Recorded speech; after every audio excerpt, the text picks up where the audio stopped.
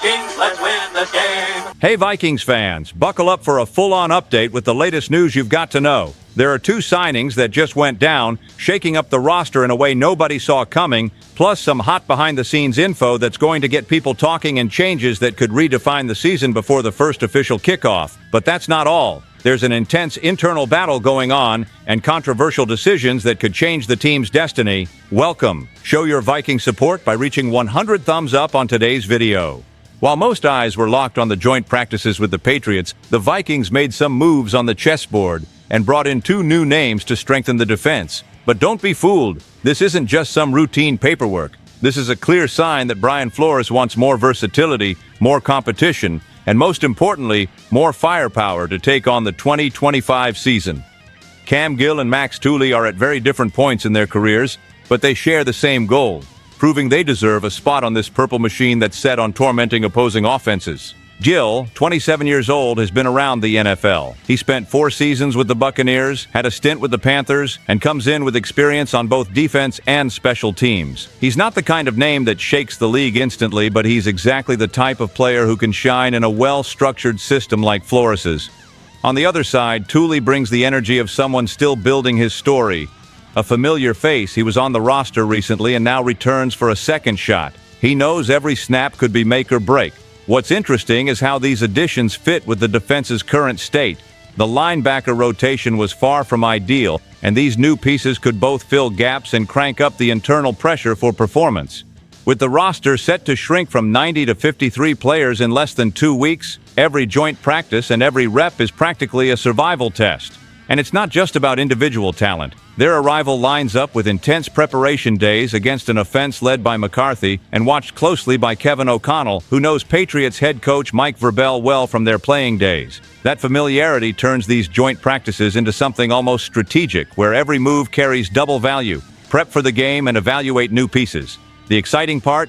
Gill and Tooley will get the chance to show their stuff against an offense that's different from what they've been facing, which could speed up their adjustment. If they can impress now, their chances of securing a roster spot, or at least a place on the practice squad, go up significantly. And let's be real, on a team with big dreams, these are exactly the kinds of warriors we need. That was just the beginning. Time for the next update.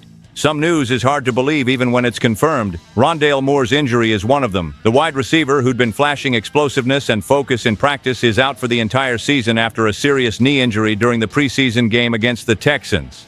Kevin O'Connell confirmed it's bad, but avoided giving details on ligaments.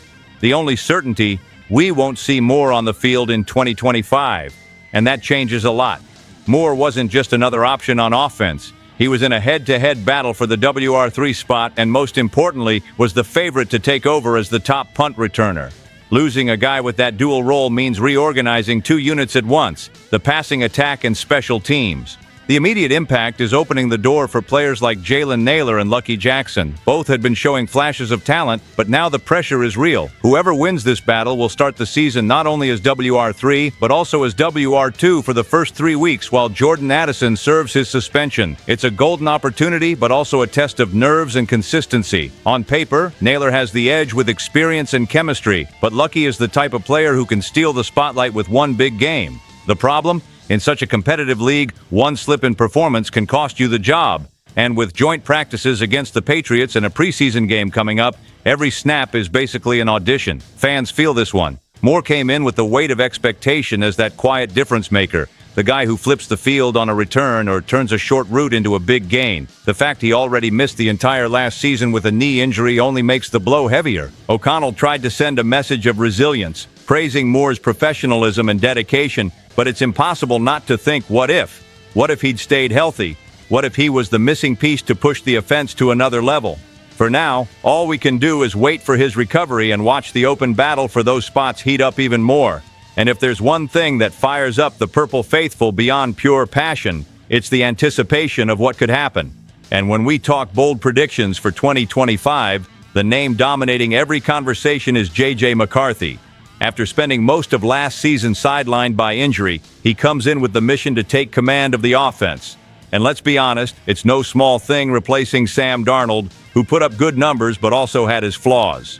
One of the most intriguing projections is that McCarthy will throw fewer interceptions than Darnold. That doesn't mean he's going to light up the scoreboard with touchdowns right away, but the passing game will be more controlled, with fewer risks and more support from the ground game. Aaron Jones, Jordan Mason, and Ty Chandler will be key to that balance, splitting carries to take the load off the rookie. Speaking of Jones, another bold prediction is that he won't lead the team in rushing attempts.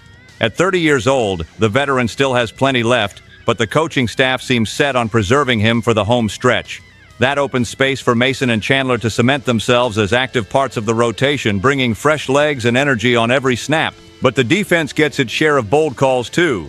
Dallas Turner, a high draft pick, had a quiet rookie year on the stat sheet, but everything points to 2025 being his breakout season. The expectation is at least 8 sacks, sharing the spotlight with Andrew Van Ginkel and making edge pressure one of the team's strengths. If Turner hits that level, it could offset any drop in offensive production. The interesting part is how these three predictions, even if they seem separate, tie together. A safer offense reduces the defense's exposure, which, with more pressure and turnovers, gives the ball back to McCarthy in better field position. It's a cycle that could keep the Vikings competitive even in what some see as a transition year. And here's the big question every fan's asking. Is it possible to dream of a division title in this scenario?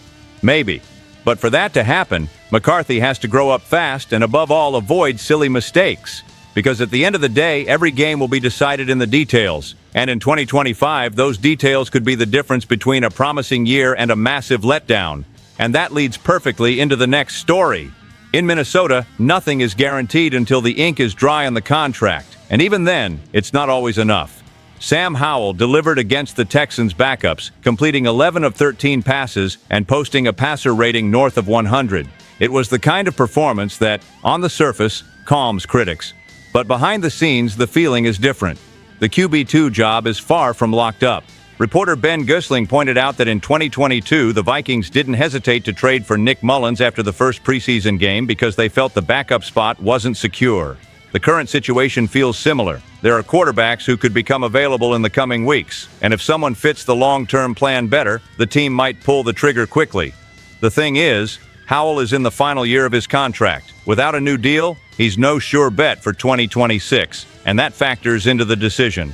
If Kevin O'Connell finds a guy who can back up McCarthy for years, it makes sense. The risk, of course, is disrupting the group's chemistry during a crucial phase of building cohesion. Meanwhile, McCarthy is under the brightest spotlight since he entered the NFL. The joint practices against the Patriots are the perfect stage to show growth. It's a chance to face a defense rooted in Bill Belichick's tree, but with Mike Vrabel's twist, someone O'Connell knows from his playing days. And believe me, these practices often reveal more than the preseason games that follow. For Howell, the pressure is doubled. If McCarthy shines and Howell can't keep pace, the narrative that the Vikings need another backup QB will gain traction fast. On the other hand, if Howell surprises and matches the starter's performance, the team might feel fine rolling with him. And in the middle of all this, fans can't help but wonder, will the front office really shake up the quarterback position this close to the season? Or is all this suspense just a bit of psychological chess to squeeze the most out of both guys? One thing's for sure, every pass, every read, and every snap this week could change not just the preseason, but the entire blueprint for 2025. Between unexpected reinforcements, devastating injuries, bold predictions, and a quiet quarterback battle, the Vikings are already writing an intense chapter before the season even kicks off. The question is this team ready to overcome every obstacle and fight for the top of the NFC North? Or do you think we'll still see big changes in the coming weeks? Which story grabbed your attention the most, and what other moves do you think the team still needs to make? So let's keep that energy going. Share this video, drop a comment, and hit that subscribe button for all the latest Vikings updates. Stay tuned. SKOL Vikings, let's go!